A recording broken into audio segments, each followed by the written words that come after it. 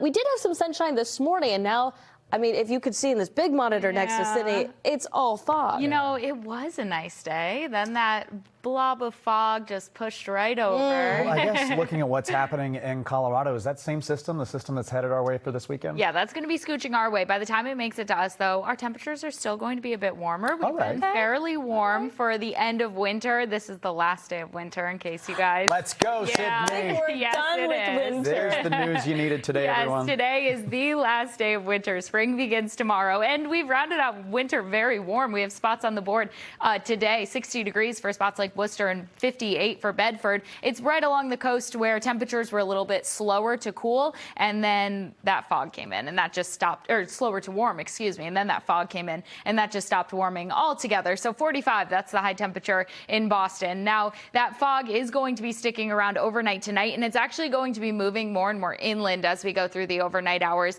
into early tomorrow. So tomorrow is definitely going to be a foggy start, and much of tomorrow will be cloudy with a bit of mist and drizzle. So overnight tonight, foggy, mostly cloudy skies. Temperatures are going to be slow to cool overnight. We'll be around 40 degrees as you're waking up tomorrow. Temperatures aren't really going to make it to the 30s in very many spots. We're at 40 right now. And with these clouds, with this visibility, we're going to see temperatures slow to cool. And then tomorrow we'll be warming up yet again before we see those rain chances coming in. So we have a day of clouds, a transition day between the sunny day we saw today and then this fog building in. Some mist and drizzle possible tomorrow. By the evening, that's when our rain chances are going to be kicking up. So a mini warm up sticking around through the day tomorrow, and then we see those rain chances Friday. Even a few flakes possible. Definitely not what was seen in Colorado, but a few flakes will be possible for the higher elevation, the Worcester Hills. And if you're a skier, ski spots in Vermont and New Hampshire are definitely going to get in on some flakes after some rain chances. That busy pattern will be sticking around. We have a few systems heading our way, but generally a quiet forecast to start off spring. So right now we're seeing those clouds around. Off to the west, that's where this system is currently, and it is prompting severe weather warnings. We have thunderstorm warnings and even a tornado warning.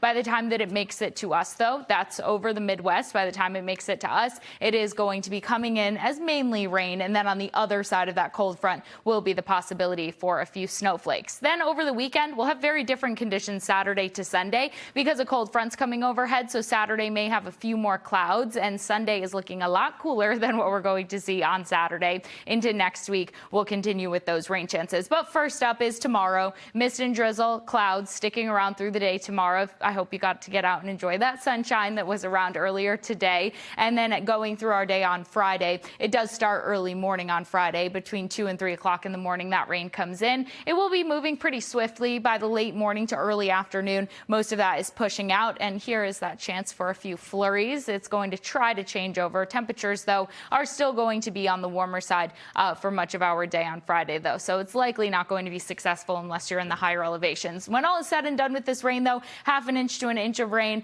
for most of southern New England. Some spots could see 1 inch to 2 inches, mainly for southern New Hampshire, seeing that 1 inch to 2 inch mark, and parts of Massachusetts could potentially see that if you are a little bit further north. Spots like Leominster and north of I-90 could get in on 1 inch to 2 inches of rain. Most of us, though, seeing pretty light rain accumulations for Friday. Then first weekend of spring, Saturday and Sunday. This is what I meant by it's going to look a lot different between Saturday and Sunday. Saturday, a few more clouds, temperatures nearing 60 degrees for your Saturday before we clear things out and see cooler high temperatures on Sunday, but a lot of sunshine with highs in the upper 40s.